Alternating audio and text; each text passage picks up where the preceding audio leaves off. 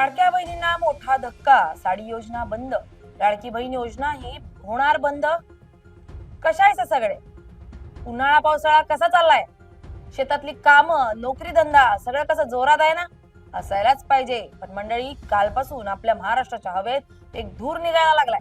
गावाकडं एसटी स्टँडवरची टपरी असो, शहरातली लोकल ट्रेन असो किंवा आपल्या घरातलं पै पाहुण्यांचं कचाट असो, सगळीकडे एकच विषय, एकच चर्चा आणि एकच धाकधूक सुरू आहे. विषय काय? तर सरकारनं जी रेशन कार्डवर मोफत साडी मिळायची ना, ती साडी योजना अधिकृतपणे GR काढून बंद केली आहे. आता ही साडी योजना बंद झाली म्हटल्यावर आता तुमची ती महिना 1500 देणारी मुख्यमंत्री माझी लाडकी बहीण योजना पण गुंडाळली जाणार. सरकारकडे आता दमडी उरली नाहीये. तुमचे पुढचे हप्ते कायमचे बंद होणार. सरकारनं आधी काय केलं? निवडणुकीच्या तोंडावर या, फॉर्म भरा, तू सगळ्यांना पैसे देतो म्हणून सरसकट सर्वांना योजना लागू केली. आणि आता निवडणुका पार पडल्या, वर्ष सरलं की KYC, बँक आधार लिंकिंग आणि तपासणीच्या नावाखाली राज्यातील लाखो महिलांना लाभार्थी यादीतून बाहेरचा रस्ता दाखवण्यात आला. आज काही लाख महिला गेल्यात, उद्या हळूहळू ही योजनाच तर बंद होणार नाही ना? थांबा थांबा थांबा, जरा दमानं घ्या. माझ्या लाडक्या भावांनो आणि राज्यभरातल्या 2.25 कोटी लाडक्या बहिणींनो, अजिबात घाबरून जाण्याची किंवा कोणाच्याही भूलथापांना बळी पडण्याची गरज नाहीये. आज आपण दुधाचं दूध, पाण्याचा चहा आणि अफवांचा पार चक्काचूर करणार आहोत. ही योजना हळूहळू बंद होऊ शकते का, ती चालूच राहील, या दोन्ही बाजू अगदी निष्पक्षपणे तुमच्या समोर या व्हिडिओतून मांडणार आहोत. नमस्कार, मी स्नेहल चौधरी. आपण पाहत आहात LS मराठी. सगळ्यात आधी आपल्याला हे समजून घ्यावं लागेल की साडी योजना नेमकी काय होती आणि तिला का टाळं ठोकलं. या योजनेचं अधिकृत नाव होतं कॅप्टिव्ह मार्केट योजना. ही योजना वस्त्रोद्योग विभागानं 2023च्या सुमारास सुरू केली होती.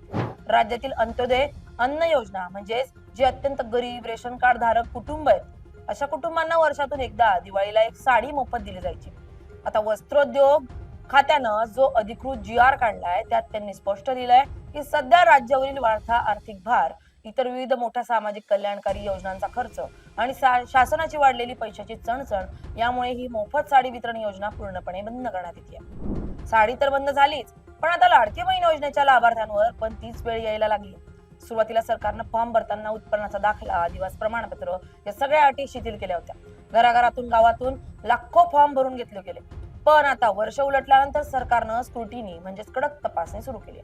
ज्या महिलांचे बँक खाते आधार कार्डशी लिंक नाही आहेत, ज्यांनी KYC केली नाहीये, ज्यांच्या घरात 4 चाकी गाडी आहे किंवा ज्यांच्या कुटुंबात कोणी इन्कम टॅक्स भरतंय, अशा लाखो महिलांचे हप्ते सरकारनं अचानक रोखले आणि त्यांना यादीतून बाद केले. यामुळेच लोकांच्या मनात संशय बळावलाय की हा सरकारचा प्लॅन तर नाही ना? आधी सरसकट सर्वांना गोड बोलून योजनेत घ्यायचं, निवडणुका जिंकायच्या आणि नंतर अटी इतक्या कडक करायच्या की निम्म्या महिला आपोआपच योजनेच्या बाहेर पडतील आणि हळूहळू ही योजना इतिहास जमा होईल.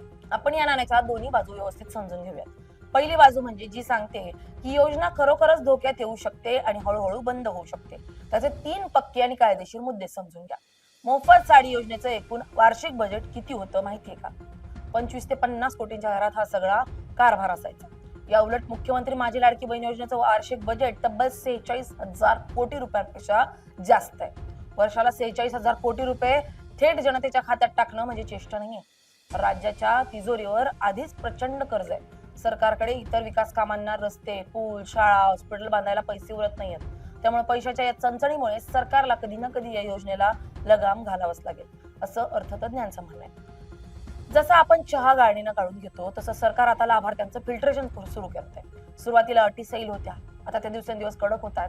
आज KYC सांगितली, उद्या 5 एकर शेतीचा निकष लावतील, परवा घरातील विजेच्या बिलाची मर्यादा आणतील. अटी इतक्या जाचक केल्या जातील की सामान्य गरीब महिलांना फॉर्म चालू ठेवणं कठीण होईल. म्हणजे योजना थेट एका रात्री बंद न करता लाभार्थी संख्या इतकी कमी करायची की योजनेचा खर्च आपोआपच निम्म्यावर येईल. हा एका प्रकारचा स्लो पॉइझन किंवा हळूहळू योजना गुंडाळण्याचा मार्ग असू शकतो. सरकारी योजना दीर्घकाळ चालू शकणार नाही अशी पहिली बाजू सांगते.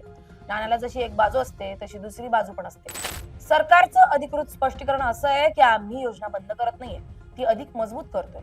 जे श्रीमंत लोक इन्कम टॅक्स भरणारे किंवा खोटे कागदपत्र सादर करून गरिबांच्या हक्काचा पैसा खात होते, त्यांनाच फक्त KYC आणि आधार कार्ड लिंकिंगद्वारे बाहेर काढलं जात आहे. राज्यामध्ये जवळपास 1.70 कोटींपेक्षा जास्त गरजू आणि गरीब महिला आहेत, ज्या नियमात बसतात. या खऱ्या लाभार्थ्यांचा एकही रुपया बंद होणार नाही, उलट त्यांचा हप्ता नियमित सुरू राहील, असं सरकारनं वारंवार जाहीर केलंय. आज महाराष्ट्रातल्या 2.25 कोटींपेक्षा जास्त महिला या योजनेचा थेट लाभ घेत आहेत. जर उद्या कोणत्याही सरकारनं किंवा पक्षानं ही योजना पूर्णपणे बंद केली तर महिलांची ही प्रचंड मतपेढी एका रात्रीत त्या सरकारच्या विरोधात उभी राहील. महिलांचा हा संताप सहन करणं महाराष्ट्रातल्या कोणत्याही राजकीय पक्षाला किंवा नेत्याला परवडणार नाही. योजना बंद करणं म्हणजे स्वतःच्या पायावर कुऱ्हाड मारून घेण्यासारखं आहे आणि कोणतंही सरकार एवढं मूर्ख नसतं.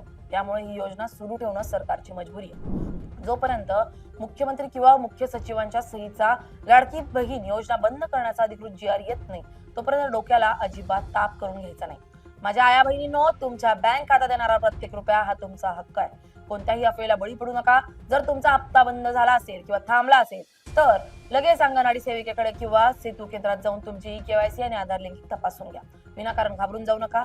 साडी योजना इतिहास जमा झाली असली तरी लाडकी बहीण योजना पूर्णपणे बंद होणार नाही, पण ती आता पहिल्यासारखी सरसकट सर्वांसाठी खुलीही राहणार नाही. सरकार अटी कडक करून फिल्टर लावून गरजू महिलांनाच हा लाभ देईल. जर तुम्ही नियमात बसत असाल, तुमचे कागदपत्र खरे असतील तर तुमचा हप्ता सुरूच राहणार आहे, यात ते मात्र शंका नाही. तुमच्या मते काय योग्य आहे? सरकारनं हे जे फिल्टर लावून लाखो महिलांना बाद केलंय ते बरोबर आहे की चूक? आणि ही योजना पुढे अशी सुरू राहिली पाहिजे का? तुमचं जे काही मत असेल ते आम्हाला खाली कमेंट बॉक्समध्ये मांडायला विसरू नका. Bureau report LS Marathi.